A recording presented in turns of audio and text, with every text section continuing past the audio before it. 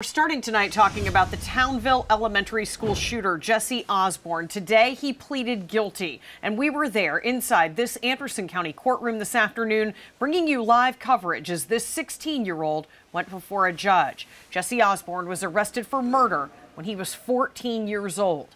In 2016, he killed his father, Jeffrey Osborne, and then drove to nearby Townville Elementary School using the same .40 caliber handgun to open fire on the playground, killing 6-year-old Jacob Hall and injuring 2 other students and a teacher.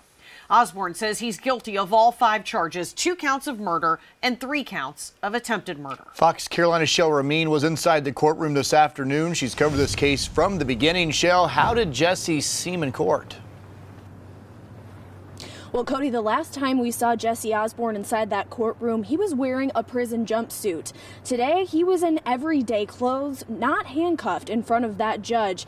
He was very matter-of-fact, saying yes, sir, constantly, and showed little emotion. But his attorney tells me that changes, and he becomes remorseful behind closed doors.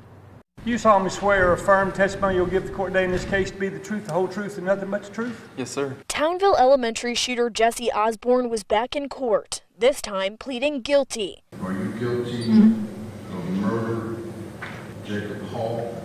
Yes, sir. Back in September during an arraignment hearing, this 16-year-old pleaded not guilty to murdering 6-year-old Jacob Hall and his own father, Jeffrey Osborne. Police say he shot his father 3 times and later took his truck to the elementary school where he opened fire on the playground. 6-year-old Jacob Hall died 3 days later. 2 students were hurt, along with a teacher. Are you guilty of the attempted murder of Megan Hollingsworth? Yes, sir. The evidence shows the playground shooting was planned and that this teen was inspired by the Columbine shooters. Wednesday in court, Osborne's plea changed. He pled guilty to 2 counts of murder, 1 for his father, 1 for Jacob Hall. Both of those murder charges carry a minimum of 30 years, a maximum of life without parole.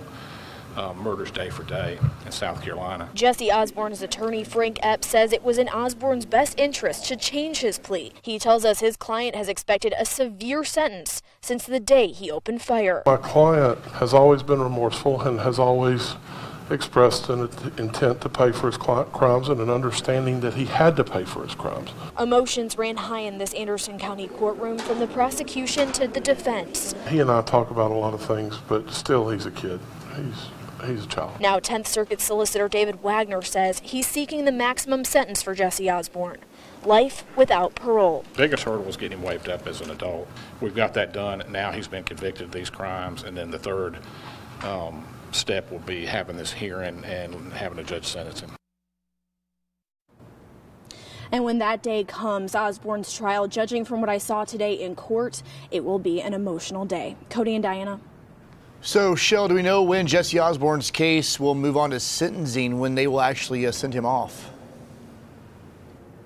Yeah, the solicitor tells me that trial will begin late spring, early summer. You know, he said he really wants to wrap this up just as soon as possible. But for right now, Osborne will complete his high school education behind bars. For now, reporting live in Anderson County, Shell Ramin, Fox Carolina, the 10 o'clock news.